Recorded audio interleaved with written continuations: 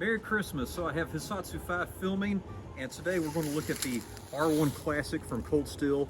The reason why me and Austin wanted to make this video is that we saw a post on Cold Steel Nation of someone modifying a very similar knife. So Cold Steel, a long time ago, they came out with a knife that's very similar to the Randall Model 1, which this is what the R1 Classic is kind of emulating. And it's called the ODA. And someone had modified it where they had, I believe it was a World War I brass knuckle guard. Was it World War? Yeah. World War I. Yeah. And so what they did, rather than putting it on the standard grip position, they had the brass knuckle guard in this position. All right. And there was a lot of comments on Cold Steel Nation, and some of them I really appreciated. One was Luke Fontaine, and he talked about how, in his opinion, this was ridiculous. And Luke said that he's been in 2 knife fights before, and he would never use a grip like this, which, you know, Luke training with Lynn, I really respect his comments. I'd like to hear more about his experience with a knife fight. How did it come about? What was he doing? What knife did he use? What successful tactics did he use to defend himself? I think that would be fascinating. But I've studied the Randall Model 1, and I've done some research, and I have some images that I want to show you of Randall actually coming out with a pamphlet on how to fight with their knife. And they went over some grips. The first grip is I believe it's called the foil, or just the regular fencing forward grip with a thumb on top. But the next grip might actually surprise you, because what they did is they used a edge-in forward grip, okay?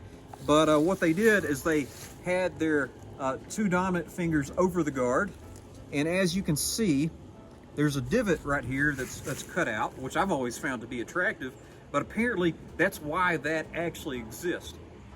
Now, I was playing around with this, and I didn't go up to a tree. I could go up to a tree, but this is a very nice knife.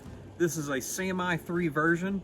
And although I got this for a very good price from someone from Cold Steel Nation, Glenn, thank you so much for selling this to me. I still don't want to wreck my grill. But me and my brother, we've done a lot of sparring. We've done a lot with brass knuckles. And let me tell you something, although it's cool to see that in a historical grip, I have a feeling that if you went up to somebody that was opposing you and they hit this blade, or you hit armor or anything that's hard, that is going to end up bruising your finger. Not only this finger, but possibly this finger, and also your hand right here. It is neat because it automatically makes a sub-hilt, but this would not be my choice if I was going to use a primary edge in. And by the way, this is sharpened on a Randall Model 1 and a R1 Classic. It's not as sharp as the primary edge, but you can still slash. How I would choose to use this knife, if I were going to use that particular grip, I would just simply, you know, I want the guard, all right? This would probably be harder to disarm, but you're actually going to end up damaging your most important finger, your trigger finger, and so I would grab the knife like this. Now, probably, you know, I would still want to use the knife like this, and if I did use this knife in reverse grip, either way, you have a nice edge coming in and going out. Either way would work, but this is probably how I'd prefer to use this particular knife, maybe in the reverse edge, if it came down to it. But the reason why I wanted to make this video is to show you that having this sort of design and this grip is not unheard of, okay? And I actually thought the modification that this guy did, and I want to put pictures of that at the beginning and in the middle of this video, I thought it was pretty cool. And so this is the R1 Classic, really awesome knife, made in Japan, pretty lightweight and beautiful, absolutely beautiful. So thank you for watching, and have a Merry Christmas.